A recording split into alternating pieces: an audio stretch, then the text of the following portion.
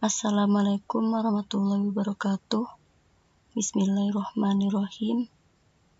Perkenalkan, saya Desti Asmariani, PLP dari UIN Sunan Kalijaga. Kali ini kita akan membahas tentang konsep ijtihad dan bermadzhab.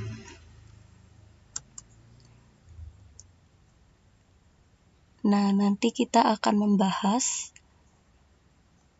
berbagai hal yang telah ada dalam peta konsep ini. Dimulai dari pengertian ijtihad. Ijtihad dari bentuk kata fi'il madhi yaitu jahada, yang bentuk masdarnya yaitu jahdun, artinya kesungguhan atau sepenuh hati atau serius. Banyak pendapat para ulama. Dari pendapat para ulama dapat disimpulkan hakikat dari ijtihad itu. Yang pertama, ijtihad adalah pengerahan daya nalar secara maksimal. Yang kedua, usaha ijtihad dilakukan oleh orang yang telah mencapai derajat tertentu di bidang keilmuan yang disebut faqih. Yang ketiga, produk atau yang diperoleh dari usaha ijtihad itu adalah dugaan yang kuat tentang hukum syara' yang bersifat amaliyah. Yang keempat, usaha ijtihad ditempuh melalui cara istimbat. Dasar hukum ijtihad yaitu firman Allah yang artinya, hai orang-orang yang beriman, taatilah Allah dan taatilah Rasul dan ulil amri di antara kamu. Kemudian jika kamu berlainan pendapat tentang sesuatu, maka kembalikanlah kepada Allah, yaitu Al-Quran dan Rasul atau Sunnah, jika kamu benar-benar beriman kepada Allah dan hari kemudian. Yang demikian lebih utama bagimu dan lebih baik akibatnya. Ayat ini memerintahkan untuk mengembalikan setiap perbedaan kepada Quran dan Sunnah. Cara yang ditempuh dalam mengembalikan perbedaan pendapat dengan cara ijtihad. Selanjutnya, hukum ijtihad secara umum wajib bagi seorang yang sudah mencapai tingkat faqih atau mujtahid. Jika belum, maka dianjurkan bermadzhab. Hukum berijtihad tergantung kondisi mujtahid dan umat sekitar. Ada yang hukumnya wajib fardu ain, ada yang fardu kifayah, ada yang mubah atau boleh. Selanjutnya, perkembangan ijtihad. Pada masa Rasulullah, ijtihad dimulai yaitu dengan adanya riwayat hadis yang berbicara tentang pengutusan Mu'adz bin Jabal ke Yaman. Rasul memuji jawaban Mu'adz ketika menjelaskan metode ijtihad dengan menyebutkan hierarki sumber hukum secara berturut-turut, yaitu Quran, Sunnah, dan Ar-Ra'yi, penalaran hukum. Dalam hal ini, dia berkata, saya berijtihad menggunakan nalar saya.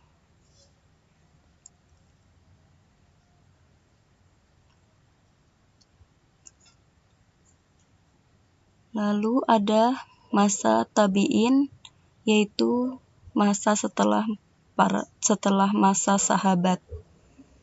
Dalam masa ini ada dua cara berijtihad, yaitu ada kalangan sahabat yang lebih banyak menggunakan hadis atau sunnah dibandingkan dengan ra'yu, dan ada sahabat yang lebih banyak menggunakan ra'yu dibandingkan dengan sunnah.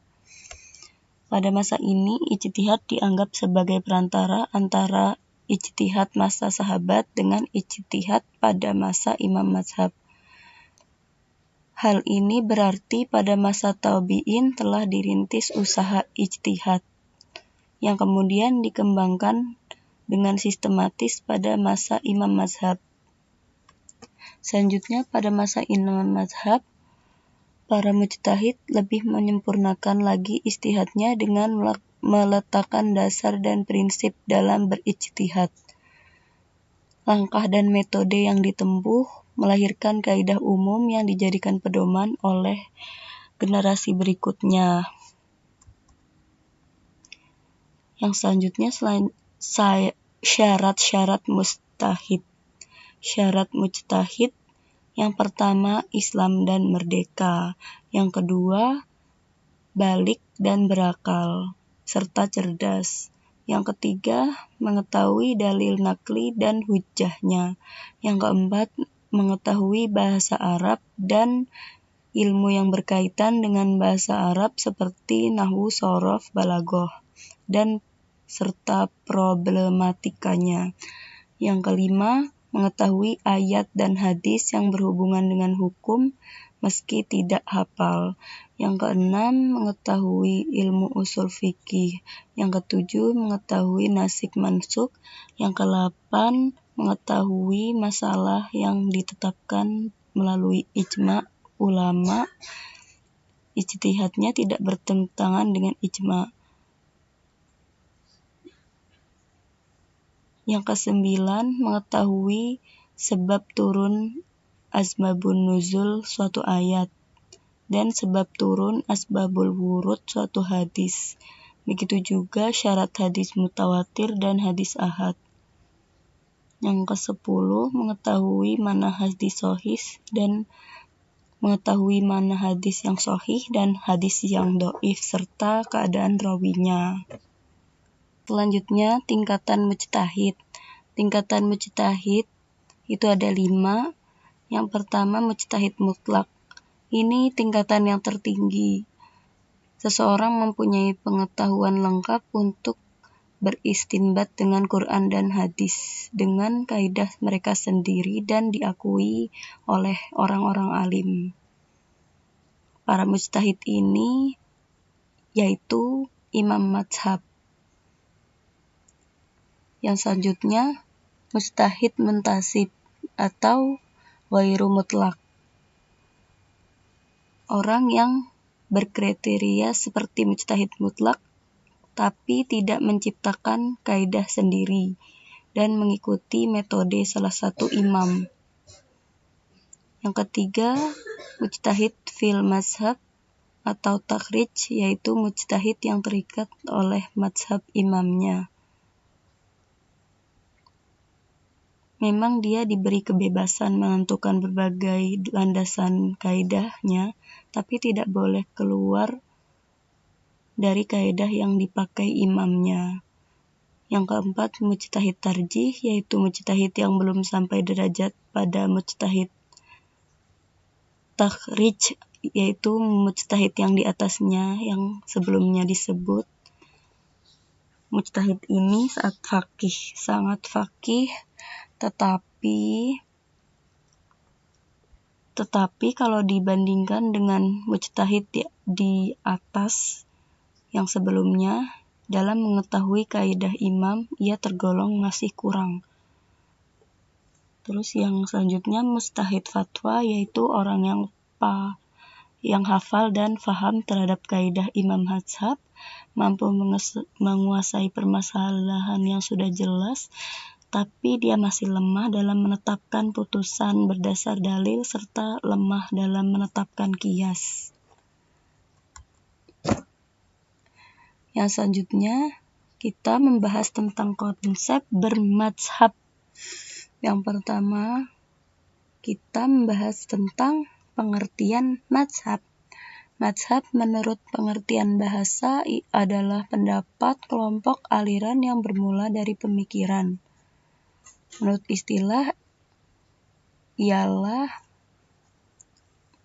istilah, mazhab ialah ijtihad seorang imam dalam memahami suatu hukum fikih.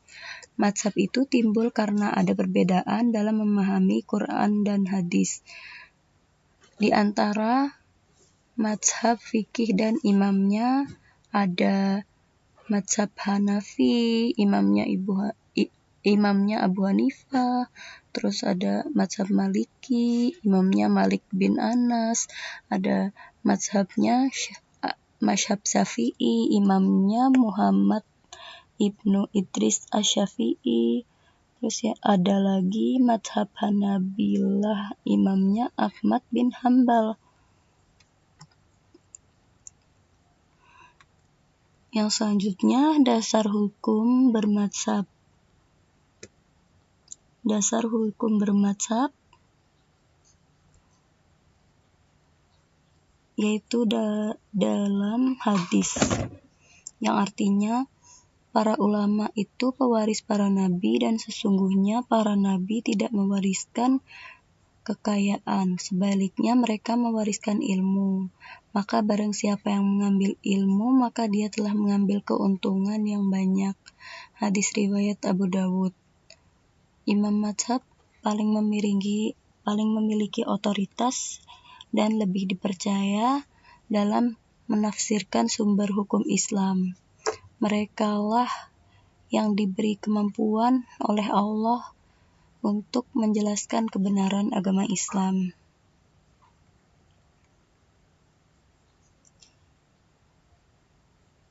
Sesungguhnya mereka pewaris ilmu dan amalan para nabi yang wajib kita ikuti dan hormati pendapatnya. Selanjutnya ada klasifikasi bermadzhab. Kita akan membahas tentang taklid, terus ada ittiba, terus ada talfiq. Kita bahas yang pertama dulu yaitu taklid.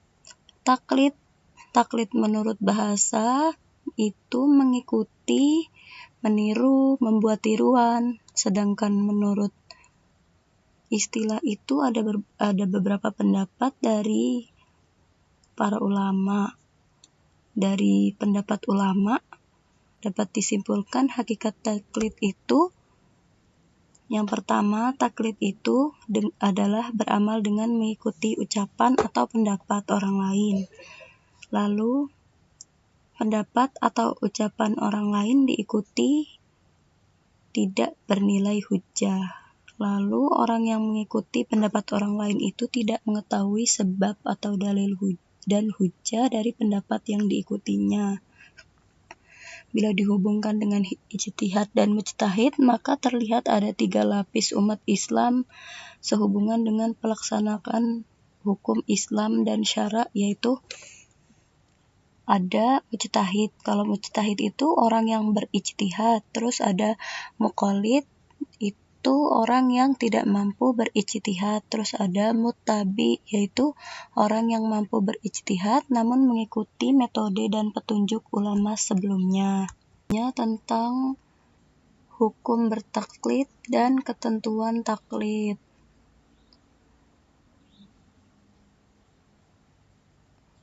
Ada ayat tentang larangan bertaklid, yaitu Al-Baqarah ayat 170, yang artinya, dan apabila dikatakan kepada mereka, ikutilah apa yang telah diturunkan oleh Allah, mereka menjawab, tidak, tapi kami hanya mengikuti apa yang telah kami dapati dari perbuatan nenek moyang kami.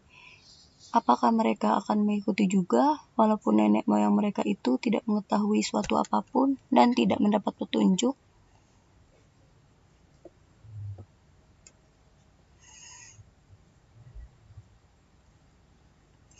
Lalu ada ayat lain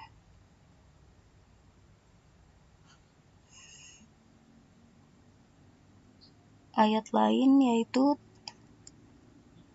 kan ada sebagian yang tahu tentang pengetahuan agama dan banyak yang tidak tahu. Yang tidak tahu itu diisyaratkan oleh Allah untuk bertanya kepada orang yang tahu, yaitu Quran Surat An-Nahl ayat 43, yang artinya, dan kami tidak mengutus sebelum kamu kecuali orang-orang lelaki yang kami beri wahyu pada mereka, maka bertanyalah kepada orang yang mempunyai pengetahuan jika kamu mengetahui. Ayat itu menunjukkan bahwa ada isyarat dari Allah untuk bertaklid. Diperbolehkan bertaklid yang diperbolehkan yaitu orang awam, orang biasa yang tidak mengerti metode berijtihad. Ia diperbolehkan mengikuti pendapat orang pandai dan mengamalkannya. Dapat disimpulkan ada ayat larangan bertaklid dan di sisi lain ada ayat perintah bertaklid sesuai kemampuan orang tersebut. Selanjutnya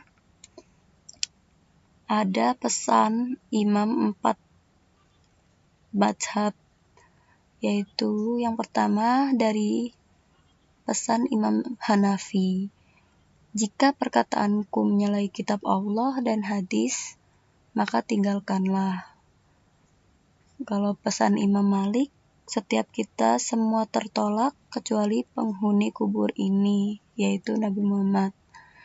Lalu pesan Imam Syafi'i, perumpamaan orang yang mencari ilmu tanpa hujah seperti orang mencari kayu waktu malam.